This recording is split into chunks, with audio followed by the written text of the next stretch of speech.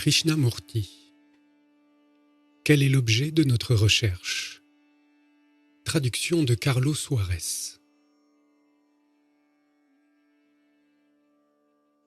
Quel est le but que poursuivent la plupart d'entre nous? Quel est notre désir le plus profond? Dans ce monde agité, où tous s'efforcent, d'une façon ou d'une autre, de trouver une paix, un bonheur, un refuge, il est important, n'est-ce pas, que chacun de nous sache le but qu'il veut atteindre, l'objet de ses recherches. Nous sommes probablement presque tous à la poursuite d'une sorte de bonheur, d'une sorte de paix. Dans un monde où règne le désordre, les luttes, les conflits, les guerres, nous voulons trouver un peu de paix dans un refuge. Je crois que la plupart d'entre nous ont ce désir. Et nous le poursuivons en passant d'une autorité à l'autre, d'une organisation religieuse à une autre, d'un sage à un autre. Mais est-ce le bonheur que nous cherchons ou une sorte de satisfaction dont nous espérons tirer du bonheur? Le bonheur et la satisfaction sont deux choses différentes. Peut-on chercher le bonheur? Peut-être est-il possible de trouver une satisfaction, mais peut-on trouver le bonheur? Le bonheur est un dérivé, c'est le sous-produit de quelque chose.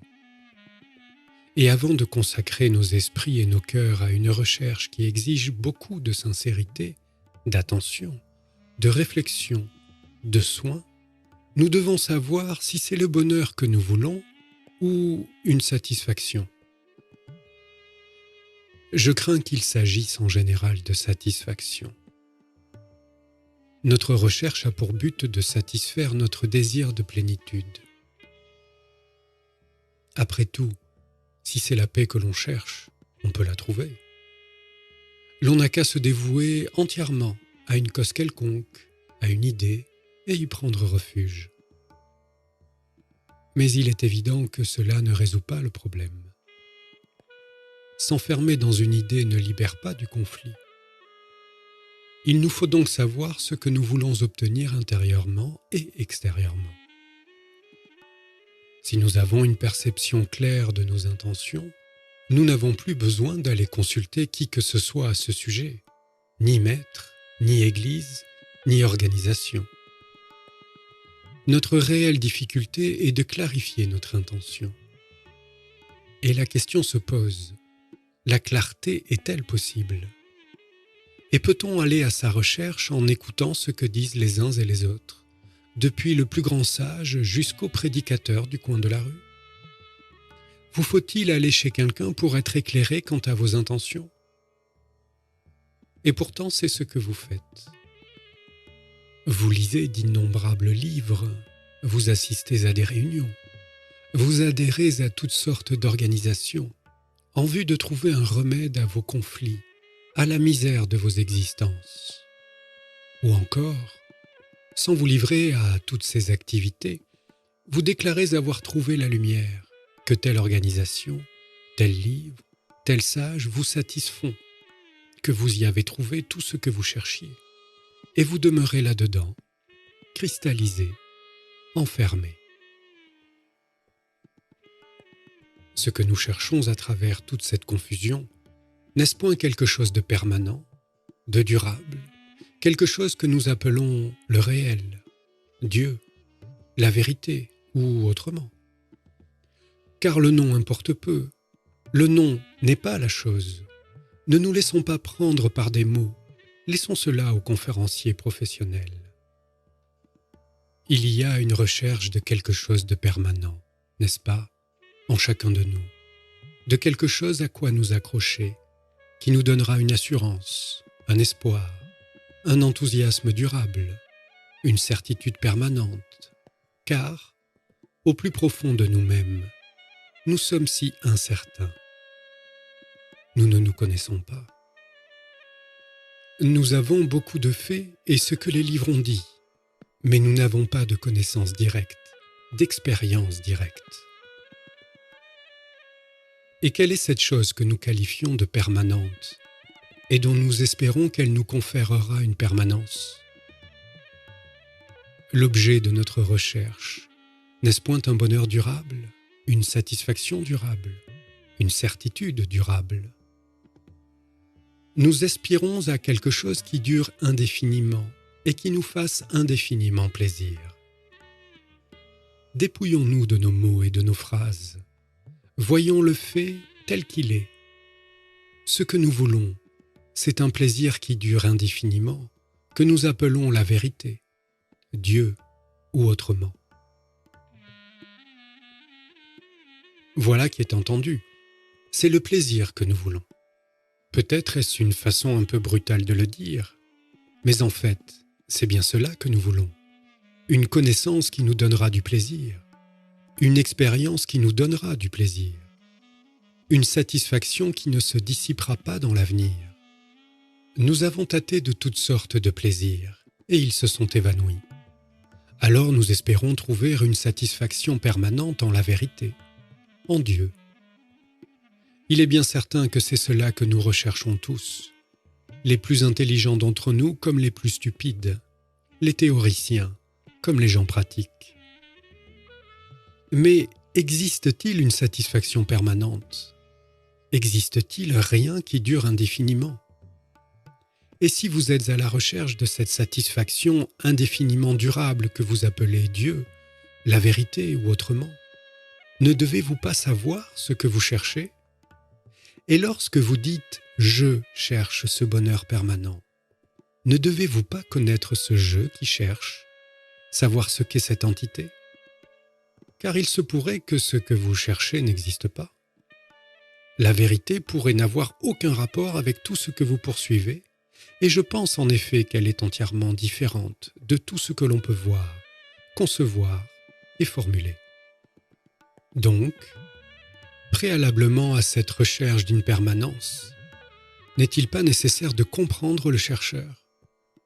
Le chercheur est-il différent de l'objet de sa recherche?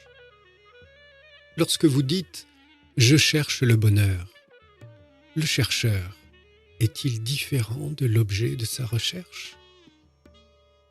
Le penseur est-il autre chose que la pensée? Ne sont-ils pas un seul et même phénomène plutôt que deux processus séparés? Et ces questions n'entraînent-elles pas la nécessité de comprendre le chercheur avant même que de connaître l'objet de sa recherche? Nous voici arrivés au point où nous devons nous demander en toute sincérité et profondément si la paix, le bonheur, le réel, Dieu, encore une fois, le nom importe peu, peut nous être donné par autrui. Cette incessante recherche, cette aspiration, peut-elle nous apporter l'extraordinaire sens du réel, l'état créateur qui surgit lorsque nous nous connaissons réellement nous-mêmes? La connaissance de soi s'obtient-elle en la cherchant partout, en écoutant des enseignements, en adhérant à des organisations, en lisant des livres, etc., etc.? Au contraire, et c'est cela le point fondamental, tant que je ne me comprends pas, ma pensée n'a pas de base et toutes mes recherches sont vaines. Je pourrais m'évader dans des illusions, fuir les difficultés, les luttes, les conflits, adorer telle ou telle personne, chercher mon salut chez autrui. Mais tant que je serai dans l'ignorance de moi-même, tant que je ne serai pas conscient de la totalité de mon propre processus, ma pensée, mes sentiments, mon action n'auront pas de base. Mais nous connaître est la dernière chose que nous voulons, bien que ce soit la seule fondation sur laquelle on puisse bâtir. Avant de pouvoir créer, avant d'être à même de condamner ou de détruire, nous devons savoir ce que nous sommes. Aller à la recherche de sages, changer d'instructeur, de gourou, s'exercer à des yogas, respirer de telle ou telle façon, pratiquer des rituels, obéir à des maîtres. Tout cela est absolument inutile et n'a aucun sens, même si les personnes dont nous suivons l'enseignement nous disent « connais-toi ». Car ce que nous sommes, le monde l'est aussi. Et si nous sommes mesquins, jaloux, vains, avides, c'est cela que nous créons autour de nous. C'est cela la société où nous vivons. Il me semble qu'avant d'entreprendre un voyage à la recherche de la réalité, de Dieu, qu'avant de pouvoir agir, qu'avant de pouvoir établir des rapports réels avec autrui, nos rapports mutuels sont la société. Il est essentiel que nous commencions par nous comprendre nous-mêmes. Je considère, honnêtes et sincères, les personnes qui donnent la priorité absolue à cette connaissance de soi, et non à la façon de parvenir à un but particulier. Car si vous et moi ne nous connaissons pas nous-mêmes, comment pouvons-nous, par notre action, amener une transformation dans la société, dans nos relations, dans nos œuvres, quelles qu'elles soient? Se consacrer à la connaissance de soi ne veut pas dire s'isoler, s'opposer au monde, ni mettre l'accent sur l'individu, le moi, par opposition à la masse, aux autres. Comprenez plutôt que si vous ne vous connaissez pas, si vous n'êtes pas conscient de votre façon de penser, des raisons pour lesquelles vous tenez à certaines opinions, à certaines croyances sur l'art et la religion, sur votre pays, sur votre voisin et vous-même, bref, si vous n'êtes pas conscient de tout ce qui fait votre conditionnement, il vous est impossible de penser avec vérité sur quoi que ce soit. Si vous ne voyez pas clairement votre conditionnement, lequel est la substance de votre pensée et son origine, ne voyez-vous pas que votre recherche est futile, que votre action n'a pas de sens? Que vous soyez américain ou hindou et que votre religion soit ceci ou cela, n'a aucun sens non plus. Avant de chercher à savoir quel est le but de la vie et ce que signifie ce monde chaotique d'antagonismes nationaux, de conflits, de guerres, nous devons commencer par nous-mêmes. Cela a l'air très simple, mais c'est extrêmement difficile. Pour nous observer dans la vie quotidienne, pour voir comment fonctionne notre pensée, il nous faut être extraordinairement sur le qui-vive, devenir de plus en plus conscients des complexités de notre pensée, de nos réactions et de nos émotions, et parvenir ainsi à une lucidité de plus en plus grande, non seulement en ce qui nous concerne, mais au sujet de la personne avec laquelle nous sommes en rapport. Se connaître, c'est s'étudier en action, laquelle est relation. La difficulté est que nous sommes impatients.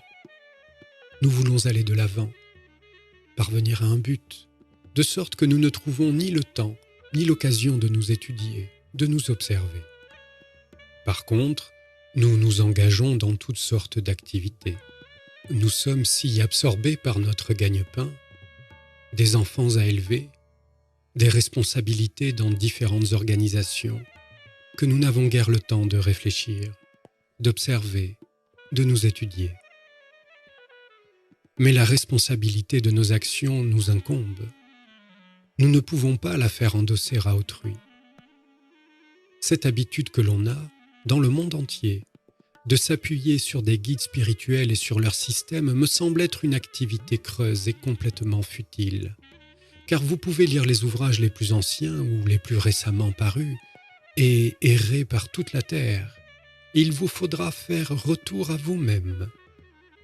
Et comme la plupart d'entre nous sont aveugles en ce qui les concerne, il est bien difficile de commencer même à voir clair dans le processus de notre pensée, de nos sentiments et de nos actions. Plus l'on se connaît, plus il y a de clarté. La connaissance de soi n'a pas de limite. Elle ne mène pas à un accomplissement, à une conclusion. C'est un fleuve sans fin. Plus on y plonge, plus grande est la paix que l'on y trouve. Ce n'est que lorsque l'esprit est tranquille grâce à la connaissance de soi, et non par l'imposition d'une discipline, qu'en cette tranquillité, en ce silence, la réalité surgit. Alors seulement est la félicité, l'action créatrice. Et il me semble que sans cet entendement, sans cette expérience, lire des livres, écouter des discours, se livrer à de la propagande est une activité puérile qui n'a pas beaucoup de sens. Mais celui qui est capable, en se comprenant lui-même, de donner naissance à ce bonheur créatif, à ce quelque chose vécu qui n'est pas du monde de la pensée, peut-être produit-il une transformation autour de lui dans ses relations immédiates, donc aussi dans le monde où nous vivons.